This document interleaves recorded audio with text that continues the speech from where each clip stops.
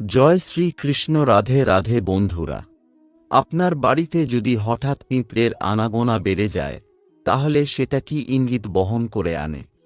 জ্যোতিষশাস্ত্র, বাস্তুশাস্ত্র, সমুদ্রশাস্ত্র ও সনাতন ধর্ম অনুসারে পিঁপড়ের সঙ্গে সৌভাগ্যের একটা যোগ আছে। জীবনে ভালো কিংবা মন্দ কিছু ঘটার আগে এই পিঁপড়ে থেকে তার কিছুটা আভাস পাওয়া যায়। জ্যোতিষশাস্ত্র মতে পিঁপড়েরা দেখতে ছোট হলেও রাহু, কেতু ও শনি গ্রহের সঙ্গে সম্পর্কিত। যদি দেখেন বাড়িতে পিঁপড়ের আনাগোনা বেড়ে গেছে, তাহলে বুঝবেন এর পিছনে আছে খুব বড় কারণ। তবে লাল ও কালো পিঁপড়ের জন্য আলাদা আলাদা তাৎপর্য রয়েছে। তাই আজকের এই ভিডিওতে আমি আপনাদের জানাবো বাড়িতে পিঁপড়ের জমায়েত হওয়া কিসের লক্ষণ। যদি বাড়িতে পিঁপড়ের জমায়েত দেখা যায় তবে আমাদের কি করা উচিত। আশা করি বন্ধুরা এই ভিডিওটা দেখলে পিঁপড়ে নিয়ে আপনাদের মনের অনেক জিজ্ঞাসার উত্তর পেয়ে যাবেন। তাই ভিডিওটি শেষ পর্যন্ত দেখার অনুরোধ রইল। নমস্কার বন্ধুরা, সুবিচার ইউটিউব চ্যানেলে আপনাদের সবাইকে স্বাগতম। পিঁপড়ে দেখতে ছোট হলেও তাদের থেকে আমাদের অনেক কিছু শেখার আছে। যেমন পিঁপড়ের পরিশ্রম ও একতা, এই দুটোই অনুকরণীয়। পরিবেশের ভারসাম্য রাখতেও এদের অবদান অশেষ। আপনারা জানলে অবাক হবেন যে মানুষেরা যেভাবে সমাজে বাস করে, সেই একইভাবে পিঁপড়েরাও মাটির নিচে বাস করে। মানুষের যেরকম সামাজিক ধারণা থাকে, তেমনি পিঁপড়েরও সামাজিক ধারণা থাকে। তাদেরও একজন কর্তা আছে এবং তারাও মাটির নিচে উপনিবেশ তৈরি করে।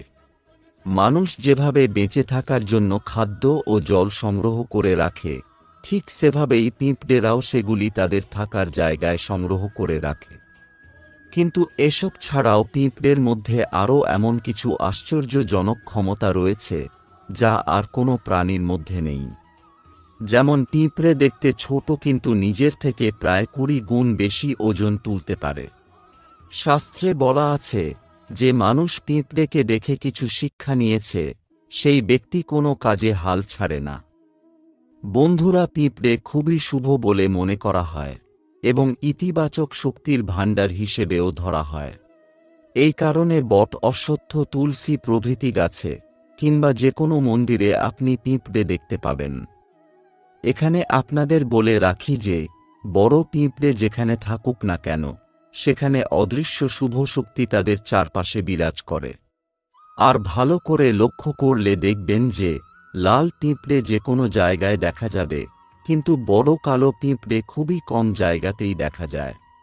বড় কালো পিঁপড়ে শুধুমাত্র মন্দিরে ও বড় গাছের কাছে দেখতে পাবেন, অর্থাৎ এটা ইঙ্গিত দেয় যে এখানে ইতিবাচক শক্তি বাস করে।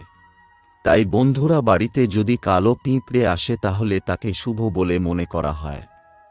আপনার ঘরে কালো পিঁপড়ে ঘোরাঘুরি করলে বুঝবেন আপনার শীঘ্রই অর্থ লাভ হতে চলেছে।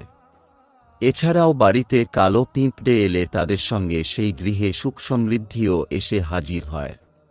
যদি দেখেন বাইরে থেকে কালো পিঁপড়ে ডিম মুখে নিয়ে বা খাবার মুখে নিয়ে আপনার ঘরে এসে প্রবেশ করে, তাহলে তা অত্যন্ত শুভ বলে বিবেচিত হয়। যদি দেখেন চালের পাত্রের মধ্যে থেকে কালো পিঁপড়ে বেরিয়ে আসে, তাহলে বুঝবেন আপনি কোনো সূত্র থেকে টাকা পেতে চলেছেন এবং পরিবারের আর্থিক স্থিতিও মজবুত হতে চলেছে। যদি দেখতে পান কালো পিঁপড়ে গোল করে কিছু খাচ্ছে, তাহলে এটাও খুবই শুভ সংকেত। এটা ক্যারিয়ারের উন্নতি ও উপার্জন বৃদ্ধির সংকেত বলে গণ্য করা হয়। তবে একটা কথা মাথায় রাখবেন, কালো পিঁপড়ে শুভ হলেও খুব বেশি পরিমাণে আপনার ঘরে যেন বাসা না বাঁধে, সেটা খেয়াল রাখা প্রয়োজন। আর বন্ধুরা, পিঁপড়ে দেখলে অবশ্যই তাদের কিছু খেতে দিন। জ্যোতিষশাস্ত্র মতে তাদের চালের গুঁড়ো, নারকেল বা গমের আটার সঙ্গে চিনি মিশিয়ে খেতে দিন। এতে করে শনি, রাহু ও কেতুর খারাপ প্রভাব কেটে যাবে।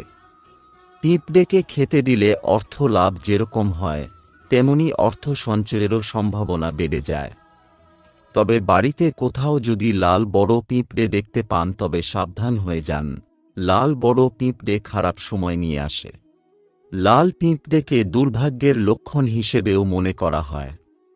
এই পিঁপড়ে ভবিষ্যতে অর্থের ক্ষতি, বিবাদ ও খারাপ সময়ের ইঙ্গিত দেয়।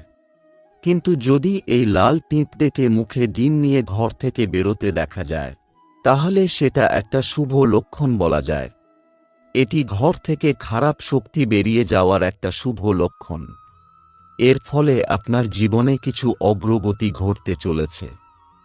পিঁপড়েদের আলাদা আলাদা দিক থেকে আসার আলাদা আলাদা সংকেত রয়েছে। পিঁপড়ে উত্তর দিক থেকে এলে আপনার সুখ আসছে, দক্ষিণ দিক থেকে এলে আর্থিক লাভ হবে। কিন্তু পূর্ব দিক থেকে পিঁপড়ে আসতে দেখা কিন্তু ভালো লক্ষণ নয়। পিঁপড়ের দলকে পূর্ব দিক থেকে আসতে দেখলে আপনি কিছুদিনের মধ্যেই কোনো খারাপ খবর পেতে পারেন। পশ্চিম দিকে পিঁপড়ের সারি দেখলে আপনার বিদেশ যাত্রার যোগ প্রবল। এছাড়া পিঁপড়েকে আপনার বাড়ির দেওয়াল বেয়ে উপরে উঠতে দেখলে আপনার উন্নতির যোগ প্রবল বলে ধরে নেওয়া যায়। আর যদি উপর থেকে নিচে নামে, তবে আপনার ঘরের অবনতি হতে পারে। বন্ধুরা, আপনি যদি লক্ষ্মী দেবীকে সন্তুষ্ট করতে চান, অনেক ধন চান, সম্পত্তি চান, তাহলে পিঁপড়ে দেখতে পেলে একটি কাজ করতে পারেন।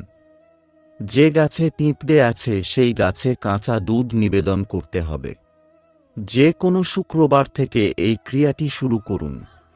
কোনোদিন যদি এই কাজটি না করতে পারেন, তবে তার পরের দিন অবশ্যই করুন।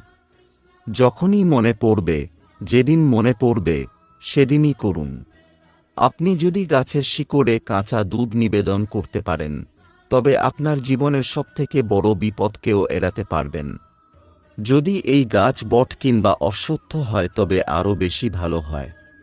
এই কাজটি যদি নিয়মিত করতে পারেন, তবে এটি এতটাই ভালো যে এই কাজের ফলাফল দেখলে আপনি অবাক হয়ে যাবেন। এটি একটি বিশেষ ছোট প্রতিকার যা সকলেই করতে পারেন এবং উপকৃত হতে পারেন। তবে এই দুধ দেওয়ার সাথে সাথে যদি নারকেল কোড়া ও চিনি মিশিয়ে নিবেদন করেন, তাহলে আপনি নিজেই বুঝতে পারবেন যে এই ক্রিয়াটি কতটা শক্তিশালী। কারণ এই ক্রিয়াটি করবার সঙ্গে সঙ্গেই কিছুদিনের মধ্যে আপনার জীবনের সব বাধা বিপত্তি নিজে থেকেই কাটতে শুরু করবে। তাই পিঁপড়ে দেখলে তাকে মেরে ফেলবেন না, বরং তাকে খেতে দিন। দেখবেন আপনার উন্নতি কেউ আটকাতে পারবে না। আর বন্ধুরা, পিঁপড়ের থেকে পরিশ্রম, একতা ও হাল না ছাড়ার মনোভাব গ্রহণ করুন ও জীবনে উন্নতি করুন, যেটা জীবনে সবথেকে জরুরি। আশা করি বন্ধুরা আপনারা এই ভিডিও থেকে পিঁপড়ে সম্পর্কিত সব তথ্য পেয়েছেন। ভিডিওটি ভালো লাগলে লাইক, শেয়ার ও সাবস্ক্রাইব অবশ্যই করবেন। সবাই ভালো থাকবেন, সুস্থ থাকবেন। ঈশ্বর সকলের মঙ্গল করুক এই কামনা করি। জয় শ্রীকৃষ্ণ। রাধে রাধে।